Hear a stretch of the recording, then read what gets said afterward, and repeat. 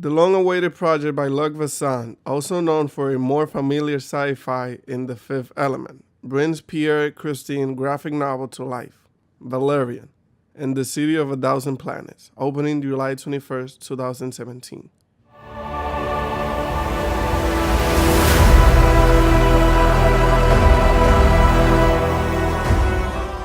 The movie takes place in the 28th century, where Valerian and his partner Laureline are special forces for the human species. They travel to Alpha, a part of the universe which inhabits humans, an abundance of creatures, with thousands of languages, the most powerful of technologies and the arts.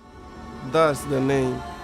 The City of a Thousand Planets. The start of the movie establishes the relationship between Valerian and Laureline. It also kicks in the conflict in which the characters are to resolve.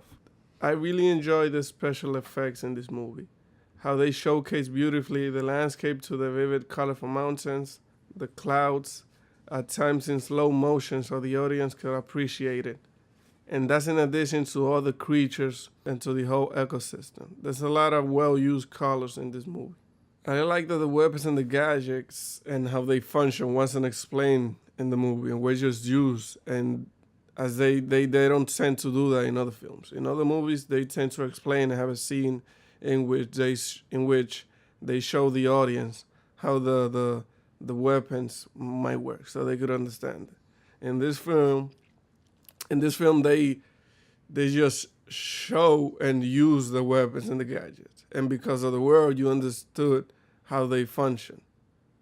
They showed how they traveled through dimensions, and you were able to understand it.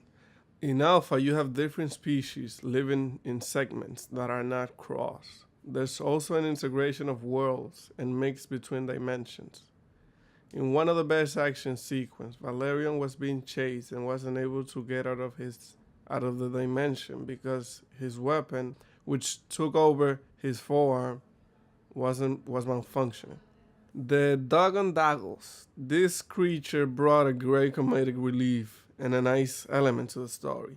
These guys were a real enjoyment in every scene. And with all the information they gathered within the city, they tried to sell it off for a profit. One thing I would have rather seen was more involvement from the Pearls, the species at risk. The story focused more on the two main characters and their relationship, and the conflict was secondary to them. In my opinion, the most interesting part of the movie is the world and the vast exploration that could have been done about the species, physics, and how they live within the world. If they do a sequel, they should use more of the world and keep the story somewhat basic and not try to save the world. I'll give the characters a 6 out of 10, the story a 7 out of 10, the world an 8.5 out of 10. And minor pet peeve that I had was, I guess, who the villain was and his motives. There also wasn't much threat to the main characters, which I like to see in movies. And also there was a predictability in certain beats of the story. But overall, I give the film a 7 out of 10. Hopefully you enjoyed this segment. And if you saw the film, tell me what you thought of it in the comment section.